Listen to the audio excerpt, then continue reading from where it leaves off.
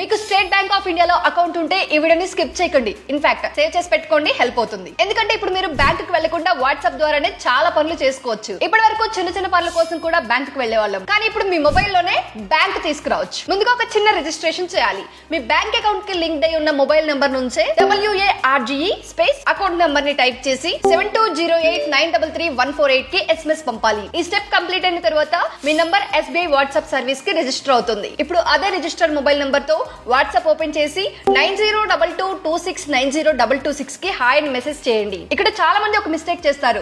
Registered mobile number కాకుండా వేరే number నుంచి మెసేజ్ చేస్తారు.